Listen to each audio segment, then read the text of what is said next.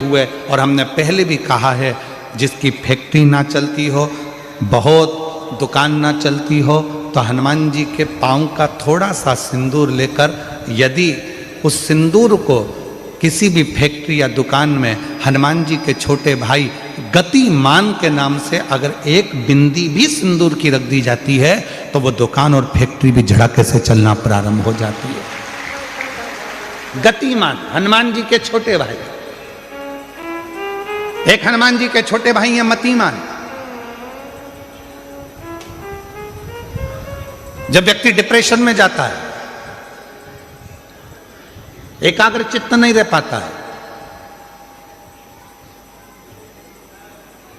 पढ़ने बैठता है पर एकदम मन नहीं लग पाता है, तो मतिमान का स्मरण किया जाता है। हनुमान जी के तीसरे नंबर के भाई का मतिमान। और कहते हैं एक दुर्वा यदि मतिमान के नाम से शंकर भगवान की शिवलिंग पर चढ़ा दी जाए और उसी दुर्वा को वापिस लेकर आया जाए, अंधेरा होने से पहले, सूर्य अस्त होने के पहले, शाम के प्रदोष के पहले यदि उस दुर्वा को उस व्यक्ति को चबा चबा कर खिला दो, तो डिप्रेस हो रहा है, डिप्रेशन में है, चिंता में है, टेंशन में है और उसका विवेक काम नहीं कर रहा, बुद्धि स्थिर नहीं हो पा रही है या पढ़ने में मन नहीं लग पा रहा है, तो उसको आप एक दुर्वा मतिमान, हनुमान जी के तीसरे नंबर के भाई मतिमान के नाम से अगर खिला देते हैं, तो उसकी बुद्धि केंद्रित होना प्रारंभ हो जाती है और वो डिप्रेस से हटना प्रारंभ हो जाता है, मन स्थिर होने लगता है। मतिमान।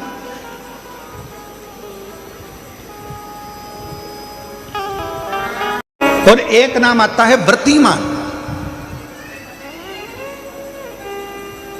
इसका प्रैक्टिकल तुम अभी यहीं से कर लेना, ठीक है? चलते चलते मालूम पड़े तुम्हारी पार्किंग यहां से आधा किलोमीटर दूर है, ठीक है? अरे बोलो बोलो तो जम के। आधा किलोमीटर दूर तुम्हारी पार्किंग है और तुम्हारी उम्र लगभग बहुत हो गई, मालूम पड़े तुम थोड़े वृद्ध हो गए हो और तुम्हारा घुटना दुख रहा है, तुम्हारी कमर दुख रही है, चलते चलते बड़ी मुश्किल से तुम कथा स्थल तक पहुँचे हो। अब मन में आ रहा है कि मुझे वापस पार्किंग तक जाना है, कैसे जाऊँगी, पाँव तो दुख रहा है। तो एक काम आज चलते चलते करना कि कहीं सीवर वाला महाराज झूठ तो नहीं बोल रहा है, तो प्रैक्टिकल करके जाना। क्या करोगे? यहाँ से जाते समय आप जब जा रहे हो और आपके शरीर का कोई अंग जब दुख रहा है, तो श्री शिवाय नमस्तुभ्यम कहकर श्री व्रतिमान हनुमान का स्मरण कर। किसका स्मरण करना है? जम के बोलो, व्रतिमान हनुमान। व्रतिमान हनुमान का स्मरण करके कहीं पर भी बैठकर अपने पांव की छोटी वाली जो उंगली है उसको जम के दबाना और दबाने के बाद चल देना। जिस जगह पर भी दर्द हो रहा होगा, मेरा बाबा आपको मंजिल तक पहुंचाएगा, दर्द होने नहीं देगा। कल नहीं करना, प्रैक्टिकल आज ही करना। काल करे सो आज कर। आज करेंगे गुरुजी, 3 महीने में फर्क दिखेगा। तुम तो आज की आज का बताओ ना कि आज की आज में फल कैसे मिले। तो बिल्कुल जाते जाते व्रतिमान हनुमान भगवान श्री शिवाय नमस्तुभ्यम का स्मरण कर कर एक ऊर्जा के साथ, ताजगी के साथ चलते जाओ। शिव थोड़ा बहुत नहीं देते, मेरे भगवान देते हैं चप्पल फाड़ कर। एक बड़ा सुंदर प्रसंग आता है भगवान शंकर की परम भगत हनुमान जी महाराज की माता मां अंजना जी। शिव जी की परम भगत थी माता अंजना। संतान का सुख नहीं था माता अंजना के, संतान प्राप्ति नहीं थी माता अंजना के। जब माता अंजना के यहाँ पर औलाद नहीं थी, संतान नहीं थी, तो बड़ी हताश रहती थी। राजा केसरी ने यज्ञ करवाया तो भी माता अंजना के घर में संतान नहीं हुई। बड़े बड़े अनुष्ठान करवाए राजा केसरी ने, फिर भी माता अंजना के गर्भ से औलाद नहीं।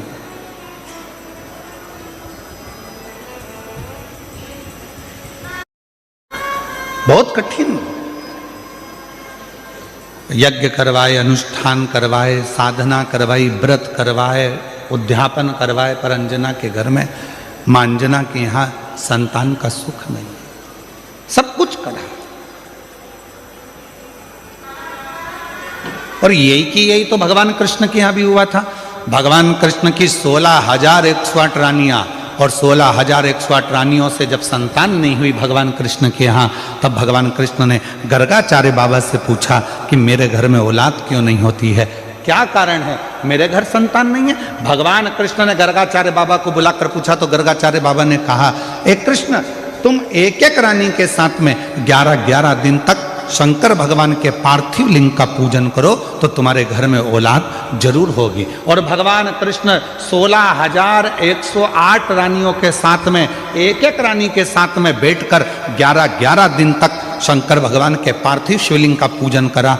तब भगवान शंकर प्रसन्न होकर वर दे दिए, हे कृष्ण, तुमने अपनी रानियों के साथ 16,108 रानियों के साथ एक एक रानी के साथ अलग अलग बैठकर मेरा 11-11 दिन तक पूजन करा है। मैं तुम्हें वर प्रदान करता हूं कि तुम्हारी एक एक रानी से 11-11 संतान होगी। और भगवान शंकर की कृपा से भगवान कृष्ण के घर में 1,77,186 बच्चे हुए, ये शिव की कृपा से। अंजना माता ने अपने पिताजी से कहा, गौतम ऋषि से, पिताजी मेरे घर में औलाद नहीं है, संतान नहीं। इसीलिए था कर रही है, माता अंजना के घर में औलाद नहीं थी। गौतम बाबा ने उनको समझा दिया कि शिव की आराधना कैसे करना है। उन्होंने शंकर की आराधना करना प्रारंभ कर दिया।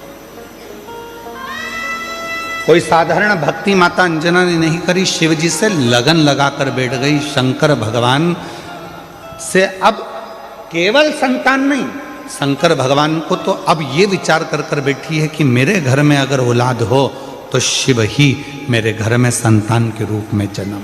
इतनी श्रेष्ठ भक्ति माता अंजना ने कर ली, इतनी प्रखर भक्ति माता अंजना ने कर ली।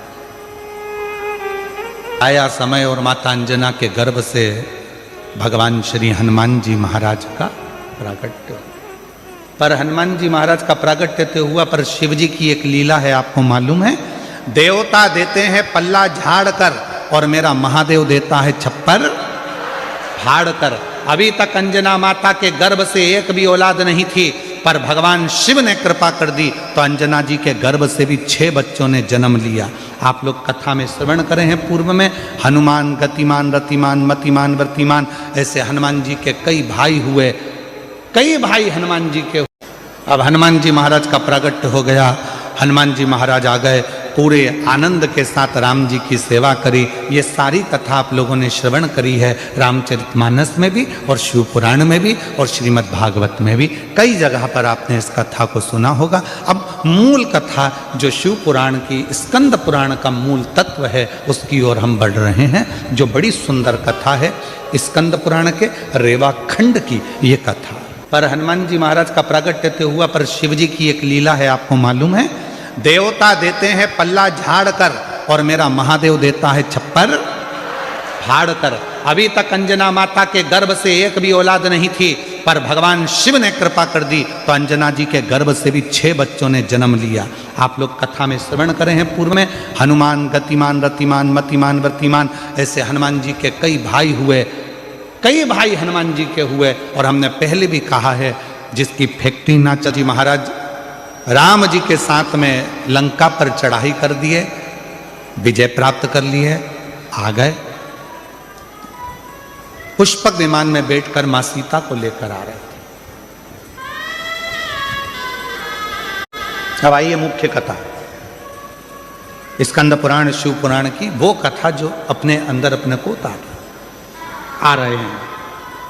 राम जी बैठ गए पुष्पक विमान में, मां जानकी साथ में, विभीषण हनुमान सब साथ में चल। बीच में स्थान आया, हनुमान जी ने कहा, प्रभु ये वो भूमि है जहां मेरी मां अंजना रहती है, जहां मेरी माता अंजना यहां रहती है, ये वो भूमि है। राम जी ने पुष्पक विमान को आदेश दिया, हे पुष्पक नीचे होइए, इस भूमि पर, अंजना माता की इस भूमि पर पुष्पक को रोका। हनुमान जी पुष्पक विमान से नीचे उतरे, हनुमान हमें तुम्हारी मां से मिलना है। जिस हनुमान ने लंका पर विजय प्राप्त करा दी, जिस हनुमान ने लक्ष्मण को संजीवनी बूटी ला कर दे दी, उस हनुमान जी की माता से मुझे मिलना है। हनुमान जी ने हाथ जोड़कर कहा, प्रभु माता से तो मिला दूंगा, मना नहीं है, पर मेरी माता सबसे ज्यादा यदि आराधना और साधना करती है तो शिव की करती है। राम जी ने जो शब्द कहा, प्रत्येक व्यक्ति के दिल में वो शब्द छूना चाहिए। मेरे भगवान राम बोले, हनुमान जब किसी शंकर के भक्त का दर्शन होता है, शंकर तो कभी नहीं मिलते, पर शंकर का यदि कोई सही भक्त मिल जाता है तो समझ लेना कि शंकर का दर्शन उसी क्षण हो गया, उसी क्षण।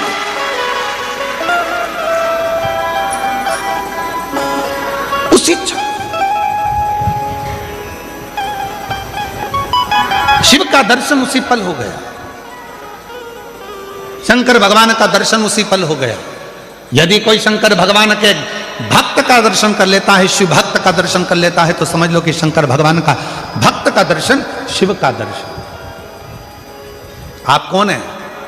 क्यों लोग कहते हैं कि शिव महापुराण के कथा के पंडाल में जाकर बैठो और आपकी मनोकामना पूर्ण हो जाती है, कथा के पंडाल में जाकर बैठो शिव पुराण के और आपका मनवांछित फल प्राप्त हो जाता है? आखिर शिव महापुराण के कथा के पंडाल में ऐसा होता क्या है?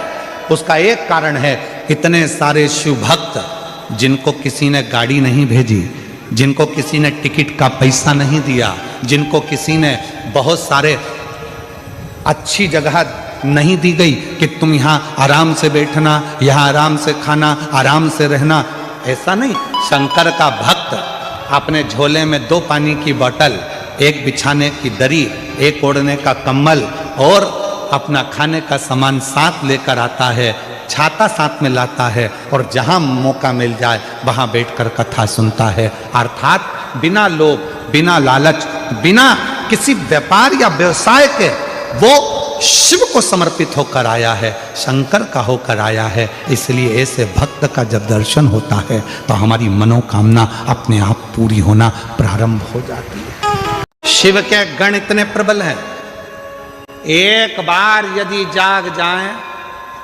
तो दुनिया में किसी की सामर्थ्यता नहीं है जो इनके आगे टिक जाए।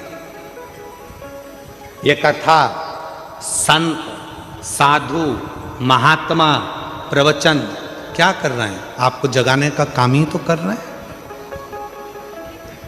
अंजना माता को देखो, अंजना माता की कथा को देखिए, अंजना माता के एक भाव को देखिए। भगवान राम कर रहे हैं, सुनो हनुमान, अगर शंकर भगवान का कोई भक्त, शिव की आराधना करने वाला, शंकर की साधना करने वाला, शंकर को भजने वाला, शंकर को स्मरण करने वाले, अगर उस शिव के भक्त का भी मात्र दर्शन हो जाए, जो शंकर को दिल में बिठाता है, वो हमको अगर एक बार देख भी लेगा तो हमारे दुख, हमारी तकलीफ, हमारा कष्ट मिट जाता है, हमारा दुख समाप्त हो जाता है।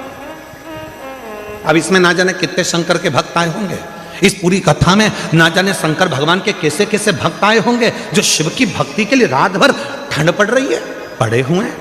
ठीक ना मिला तो ठीक पड़े,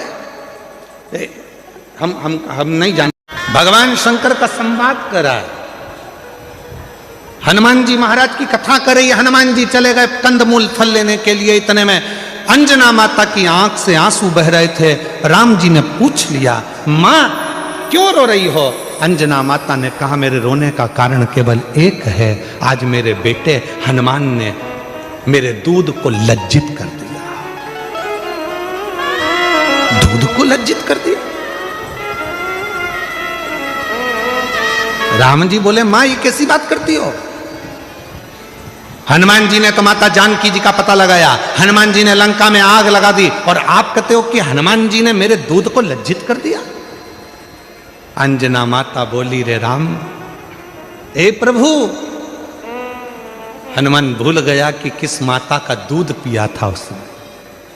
आज मुझे बड़ा दुख है जो मेरे बेटे हनुमान ने मेरे दूध को लज्जित कर दिया। क्यों मां ऐसे शब्द क्यों कह रही हो? राम जी कह रहे ऐसे शब्द क्यों बोल रही हो? क्या बात है? अंजना माता ने कहा, इसलिए बोल रही हूं कि आपको अयोध्या से आकर सीता जी को लेने के लिए लंका जाना पड़ा, मेरे बेटे हनुमान को मैंने जो दूध पिलाया था वो दूध इतना प्रबल था, हनुमान चाहते तो तुम्हें लंका तक जाने की जरूरत नहीं पड़ती, सीता को लंका को उठाकर लेकर अयोध्या में आते। आज मुझे दुख है कि मेरा दूत आज लज्जित हो गया। हनुमान जी महाराज को लंका तो गए पर सीता को लेकर नहीं आए। आज दुख इस बात का है कि राम जी को लंका पर चढ़ाई करना पड़ी, उस रावण से युद्ध लड़ना पड़ा, उस मेघनाथ से युद्ध लड़ना पड़ा, उस कुंभकर्ण से युद्ध लड़ना पड़ा, इसलिए आज मेरा दूत लज्जित हो रहा है। हनुमान को तो जाना था, पूरी लंका को उठाकर लाकर अयोध्या में रख देना था, तो मैं गौरवान्वित होती, तो मुझ में गौरव होता। राम जी, आप नहीं जान पाएंगे कि इस माता ने जो दूध पिलाया है वो साधारण नहीं है।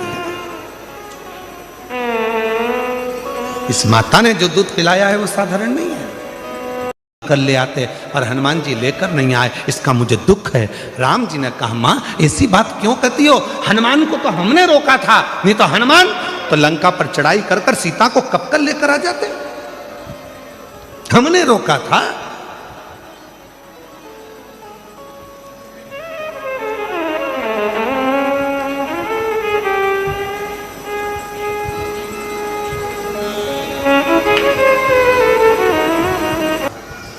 वर्णन कर रही है माता अंजना देवी ने। जैसे ही कहा कि हनुमान जी ने आपको लंका तक भेजा, हनुमान को तो चाहिए था कि पूरी लंका को उठाकर अयोध्या लेकर आ जाए। राम जी ने हाथ जोड़कर कहा, मां आप ऐसा ना करिए। हनुमान तो ले आते सीता जी को, आपके दूध को लज्जित नहीं करा है, पर हमने मना किया। इतने में तो लक्ष्मण जी को हंसी आ गई, और लक्ष्मण जी को ऐसी हंसी आई कि लक्ष्मण जी को हंसी आते से ही भगवान राम जी ने लक्ष्मण जी को हंसने से रोका।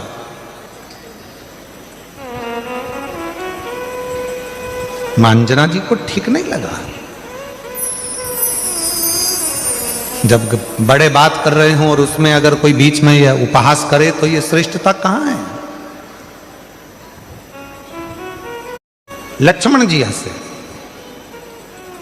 इतने में लक्ष्मण जी ने कहा माता अंजना जी के से, देखो प्रभु भैया राम, माता तो अपने दूध का और अपने पुत्र का कितना गुणगान कर रही हैं और अपने आप का कितना गुणगान कर रही हैं। एक बार भी उन्होंने ये नहीं कहा कि लक्ष्मण के बाण से या राम जी के बाण से ये सब कुछ हो सका है।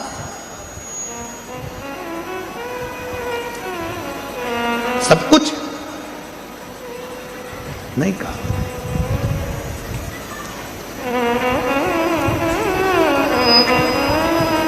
माता जानकी जी ने कहा, लक्ष्मण तुम्हारा कहने का मतलब क्या है? क्या मेरे दूध में वो प्रबलता नहीं है? क्या मेरे पुत्र में वो प्रबलता नहीं है? इतना तो कहना था। तब माता अंजना ने कहा, ठीक है लखन है लक्ष्मण, प्रभु राम की साक्षी में ये सामने पर्वत है, इस पर्वत के टुकड़े तुम अपने बाणों से कर दीजिए।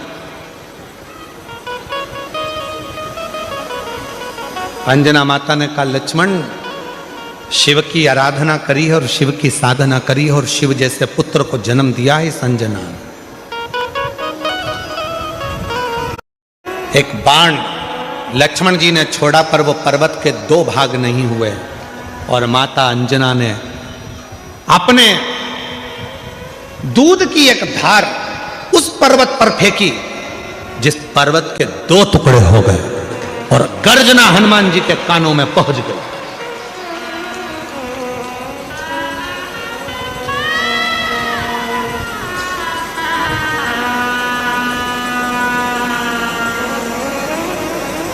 हनुमान जी के कानों में जैसी गर्जना गई, गर्जना जाते ही दौड़कर हनुमान जी महाराज आए। ना जाने ऐसी आवाज कहां से आई है। मेरे राम जी पर कोई उपद्रव तो नहीं हो गया, कोई बात तो नहीं हो गया?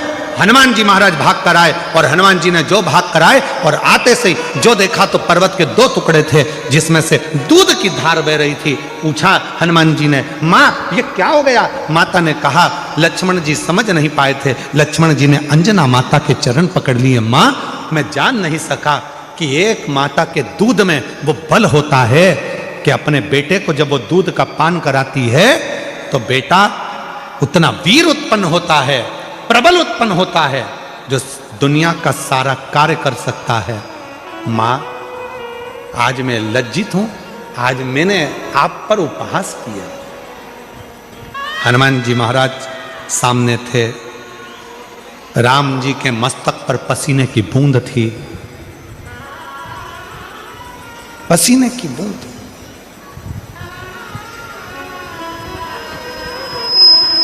हनुमान जी बोले, मैं प्रभु राम जी के लिए जल लेकर। अंजना जी ने कहा, जल लेने तुम क्यों जाओगे?